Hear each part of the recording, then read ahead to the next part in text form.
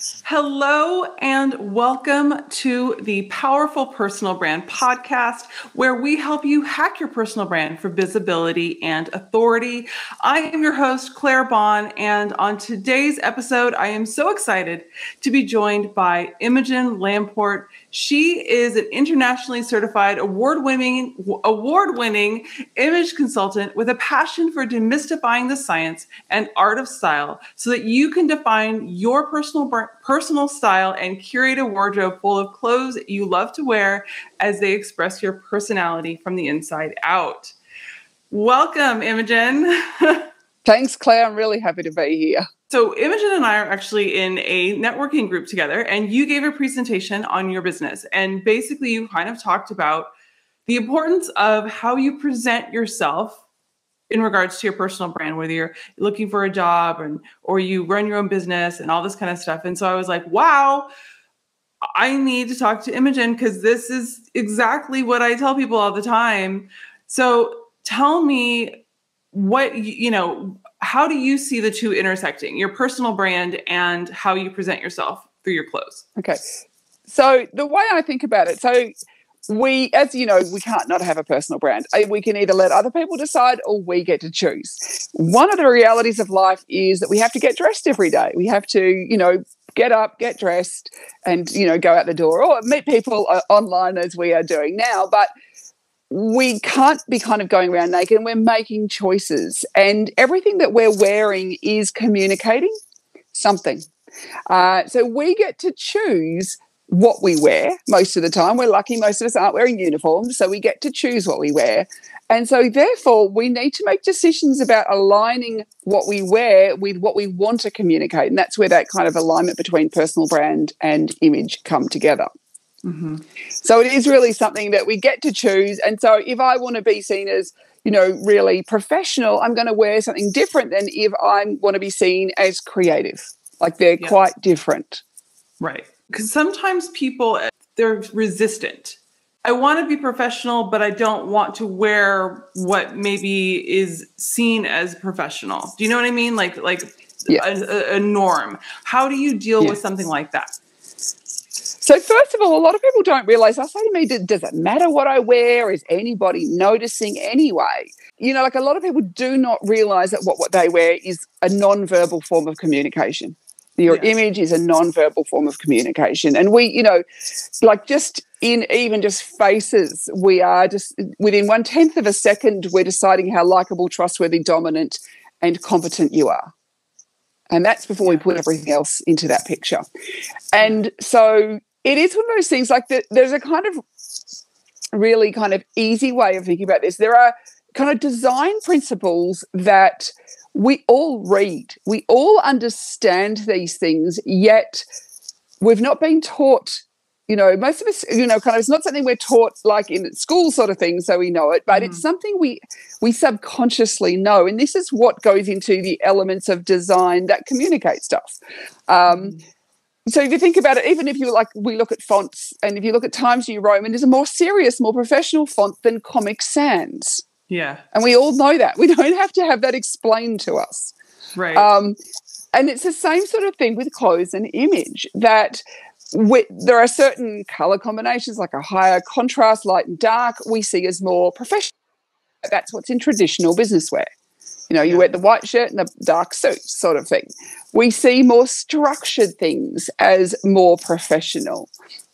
Versus we see more flowing things as more, approachable and soft or relaxed. So you think about a bohemian outfit is much more soft, flowing and relaxed versus a suit is much more structured, and we read them very differently. Mm-hmm. And it's because we read this, and it's in art and architecture and even sound. So if I said two different words to you and told you these are two shapes, one's called an olivio and the other one is called a takak, which one is a sharp angled shape and which is a soft curved shape? I would say the latter was the sharp. Yeah, so takak, because it has hard sounds. Yeah. So we associate hard sounds. You think about every swear word has a hard ending. Mm-hmm. Like hard sounds, hard words, versus softer sounds, softer words, softer feeling. So if you think about, well, what is professional? And now everybody's version of professional may be different, but you go, what is professional in this environment? Right. What is professional for where I want to be? So for some places, it is very structured.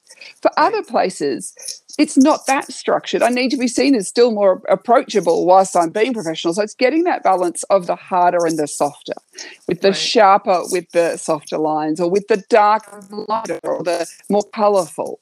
So if you think about that traditional business wear, it's low in colour. It's high in, contrast as far as light and dark goes. It's very sharp, but it's smooth fabrics. It's opaque. All these things, if we are going to have a pattern, it's a straight line. It's a straight vertical line. Right. Versus if we think about kind of clothes that we might associate with more relaxed environments, they're stretchy, they're soft in their nature, they curvy or floral patterns or things that relate to curves. They are, often they're lighter coloured, they're low, they don't have that same kind of contrast and stuff, so they may be more colourful. Right. So you think about that clown suit, it's colourful, isn't it? Who's going to take you seriously in some crazy colourful thing? Well, so if you were to give, the listeners kind of like three tips that if they don't really know how to really define their personal brand, they're kind of struggling. How do I define my personal brand so that I can get either a job or I can get more clients? Like what should I be thinking about with my personal brand? Are there things that we should really think about? Yeah, absolutely. I think your values, your personal values is the place to start. Okay. So because we're only ever congruent when we're in a line with our values. Okay. And it's very hard to maintain something. And I always think there's no point in working for a company that has completely different values from you.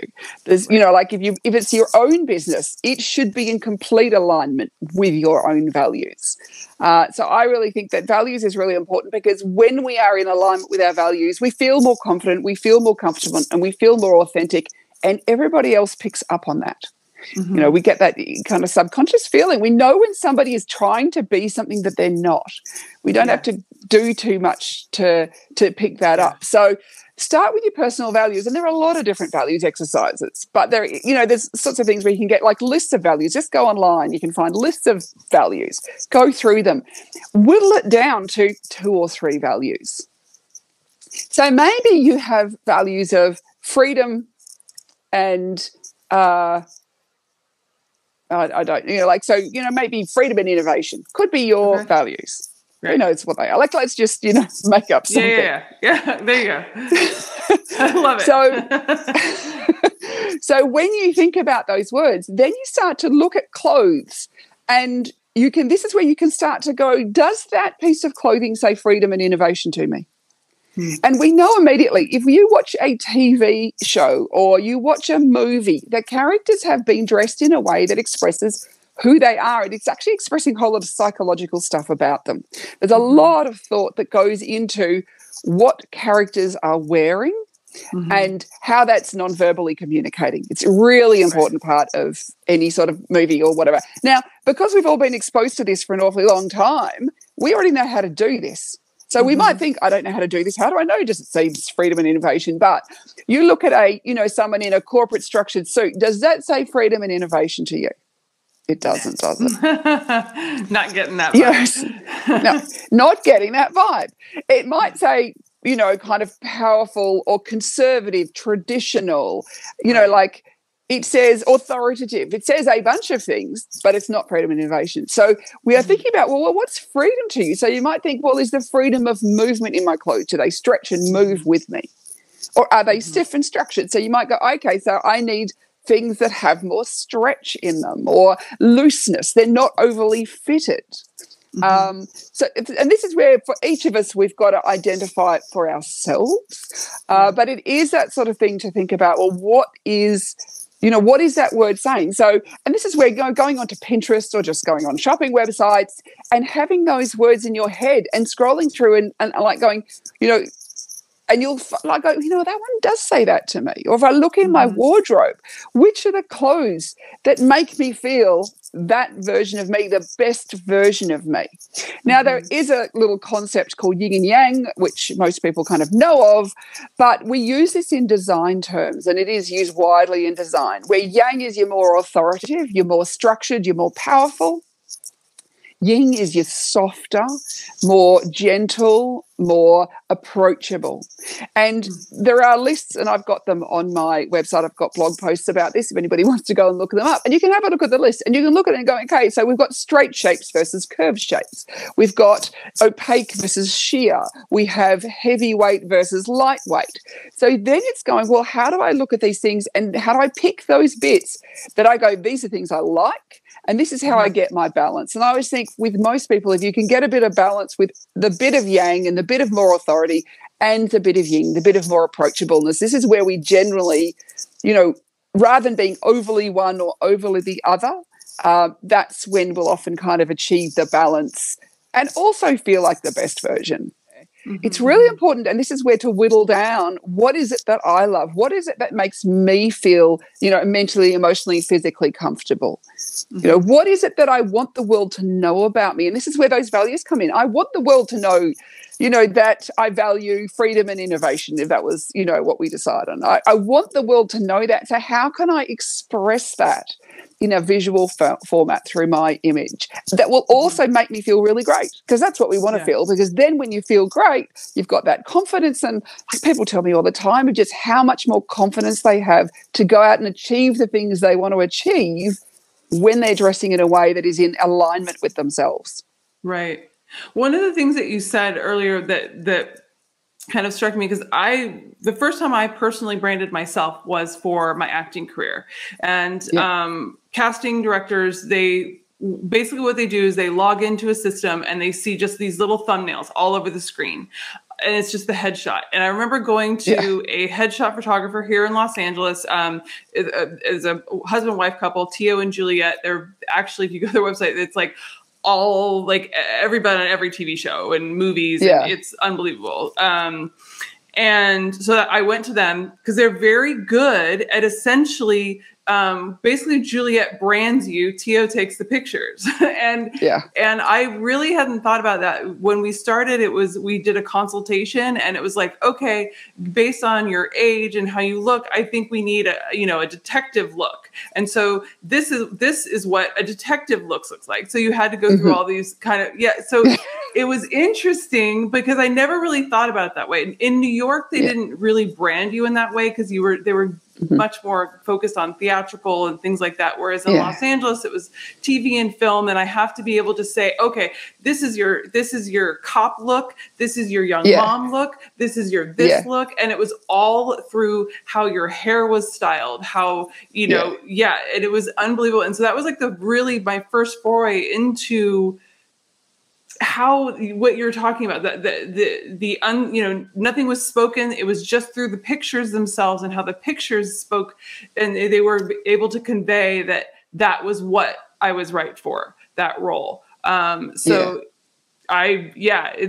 a very interesting concept. I never really thought about it that in those terms really now. But it's so true. I mean, when you've got that acting, how much the costume creates the character and how you behave and how you stand and the language you might use. All those sorts of things go together. And so this is why, like, people often don't think about it. Like, it is so much intertwined. It's that instant, I don't have to go, well, what person are you? Like, what are your values? If you're the detective, or if you're the cop, it can kind of get a whole language and backstory to you without, half an hour of boring dialogue. Right. I mean, but it's why these people win Emmys and Oscars and for their costume design. Cause it tells the story. How have you built your personal brand around that? Because you are very stylish. If you look at the images on your website, and how have you kind of transformed? Were you always, always super stylish? And how did this happen? How did this business happen? Okay. Not at all. I grew up, I was not born with style. I had no idea. But I grew up, with parents. My mother was what I call a vicarage child. So so her father was an Anglican priest. It was all about what's on the inside, not what's on the outside. Clothes were very unimportant in our family. Like, image was very unimportant. There was nothing placed on it. It was always like, style is shallow, and we still had to be appropriately dressed. So there was still this. You've still got to be appropriate and kind of fit in, but it's not, expressing personal style and what suits you. That was irrelevant. Now, when I was young, I started sewing, and so I started sewing and I started making my own clothes. And you spend hours making something, and then it looked terrible. And I'd like put it on and think, but the lady on the packet looks really good, and I've made this thing and it just looks horrendous on me. And then I'd make something else and it would work. And I'd go, okay, so I'm going to make this in multiple colors. This is the thing that works. That one doesn't. And that started me on the road to thinking, why do some things work for me and other things not work for me? And that was really kind of the body shape, physicality element of it. To go, well, there's some things work on my body and some things don't. And I remember going shopping with a friend one day, and we went to our big department store, and we both tried on this dress. We picked up the same dress in the same size. We were a similar height and a similar size. No, neither of us was, it put us next to each other. We looked kind of similar in many ways. We put it on, and I remember thinking, I look like the side of a house.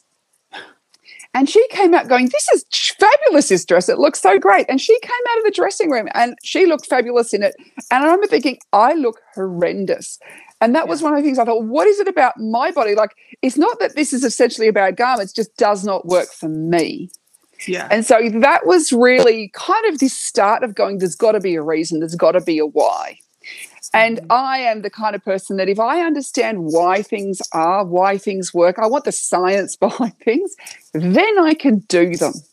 And so it wasn't until like some years later I stumbled across the whole field of image consulting, and I remember thinking, wow, this is like what I've been looking for all my life. That's awesome. And yeah, and it was like this whole science behind it. And I'd also, back in the 80s, showing my age, I'd read Colour Me Beautiful, and I'd kind of figured out I was a winter. And I remember at the time when I read this, I'd get compliments when I wore some pinks, and I had this mustard yellow sweater, as you would call it. And every time I wore it, people said to me, are you feeling okay? I'm going, I'm feeling fine. Why do people keep asking me this? Of course, now I know that mustard yellow makes me look really ill. Versus the pink made me look really healthy. And so that was kind of my first foray to going, colours do matter. And so when I discovered the whole field of image, and you do colour and all the style and the physicality, and then how the personality influences what we wear, that's when I went like, it's all this stuff came together, and I went like, this is the thing I've been looking for. This is what I'm really excited about learning. Now, before I did that, I had no idea. Like, I had a few different outfits that kind of worked and a whole lot of stuff. I'd buy stuff that didn't work because I liked the look of it, but it wasn't for me. So amazing. So basically you became an image consultant very kind of organically because you thought it was fun. Yeah. So I was always interested. It was like, I always knew I wanted to work for myself. Like from quite young, I thought one day I'm going to have my own business, but I didn't know what it was going to be. And then I went off and I worked for many people for, 15 years or something. And then I got pregnant, had my first child. I didn't have a job to go back to because I'd been living overseas. And I came back to Australia. And it was kind of at this time I just stumbled across the field of image consulting and the fact that you could get training and this is something you could learn and this is something, and I remember thinking, it's like, this is what I've been looking for all my life. So that was when I went off, I got my training, I learned, all these things suddenly became clear about how it worked. And so I set up my business, and 17-something years later, here I am still doing it, but loving it, because I just think we aren't empowered. Like, we aren't educated in style and image. Some of us are lucky. There are some personalities that have a natural bent towards it, where like they're great at decorating their houses and they're great at putting an outfit together and they're great at, putting a beautiful garden together. Like, they have a natural aesthetic inclination where they just get it. They may not be able to tell you what they're doing, but they know how to do it. Mm-hmm. And then there's a whole lot of people kind of more like me who just like no idea. Well, so Imogen, this was an amazing conversation. And tell everybody, how can they learn more about, how can someone work with you? How can they learn more about you? Sure. So I do have what I call the Encyclopedia of Color and Style, which is called insideoutstyleblog.com. You can go and find that pretty easily. We'll put it in the description box. Yep. So that's where I have got thousands and thousands of articles all about all these sorts of things we've been talking about. I also have style programs, like online style programs. Doesn't matter where you are in the world. If you want to go, I want that style education. I'm sick of wasting the money on all the clothes that don't work. I go in my wardrobe, I get overwhelmed. Things aren't right, but I don't know what. That's my 7 Steps of Style program. And in that, you'll discover the colors, what suits your body, understand how your personality influences your style, how to kind of build a wardrobe, all those things. Awesome. Yeah. So, and I also just work one-on-one with people if they're after something specifically. So if you just contact me, like you can find me on the internet very easily. Just Google my name. Okay. Awesome. Well, you personally branded yourself. Awesome. Well, thank you so much, Imogen. It was so great having you. And thank you so much for tuning into the Powerful Personal Brand podcast. I hope you learned some really awesome personal branding hacks to make sure that how you present yourself with your clothes represents who you are and what your values are. So thank you so much for tuning in, and we will see you next time. Bye.